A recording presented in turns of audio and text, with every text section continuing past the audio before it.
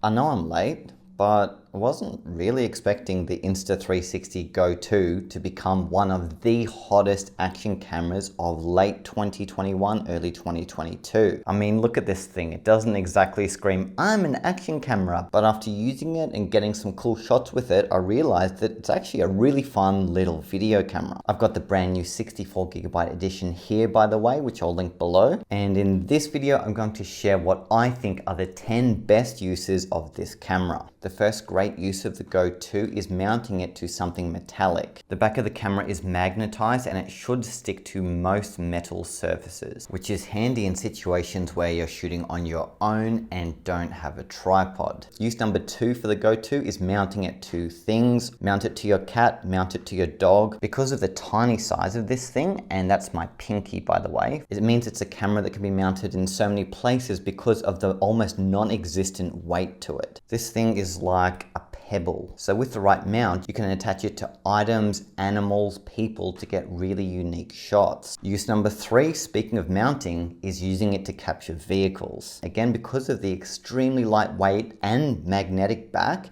you can attach this practically anywhere on any vehicle you might be using. So whether you want to use that for extreme sports to create cool action shots or use it in a more everyday situation like a dash cam on a car, the Go 2 is definitely a good choice for any kind of vehicle capture. Use number 4 of the Go 2 is any kind of hands-free point of view shot. It comes with this thing in the box, which is a magnetic pendant, and you just put this around your neck, then underneath your shirt, clip it on and shoot. So this is handy again in extreme sports type situations, but also in situations where you want to film what you're doing and have the perspective from exactly where you're standing. Here I'm putting a monopod together, and for me, someone who teaches 360 and virtual tours on YouTube, this is definitely a handy camera to have to show people exactly what I'm doing. This is also good for situations where you don't want to make a big deal about the fact that you're filming. I can say from years of experience shooting 360 photo and video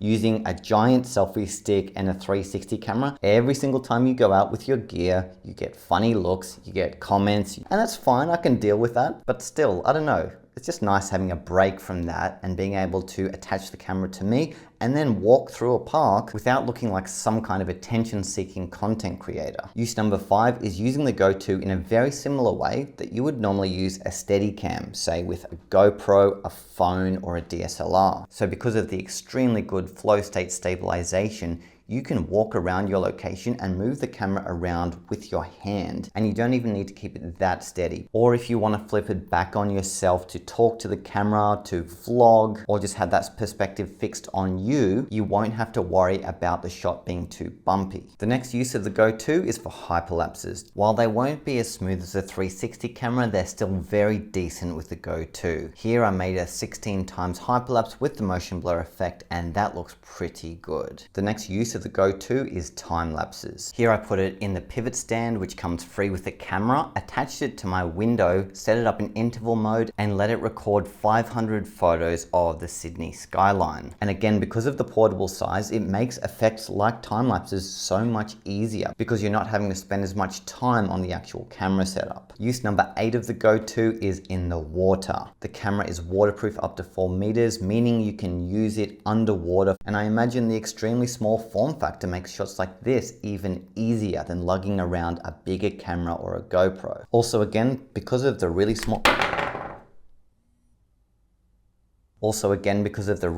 form factor, you can place this camera in small spaces and pour water on top. The 9th use of the Go 2 is slow motion because, well, who doesn't like slow-mo shots? The 10th great use of the Insta360 Go 2 is using it to achieve top-down shots. So if you're doing something on a desk or trying to explain something, traditionally the camera setup is a lot more advanced, using bulky cameras, light stands, shot bags, whereas here with the Go 2, I simply mounted the camera case to my selfie stick and angled the camera lens down towards my subject. And yes, that's me dominating at Pokemon Go. And when in linear mode, this proves to be a really useful angle from above. And that's my 10 best uses of the Insta360 Go 2. Again, I'll link this down below. This is the 64GB edition.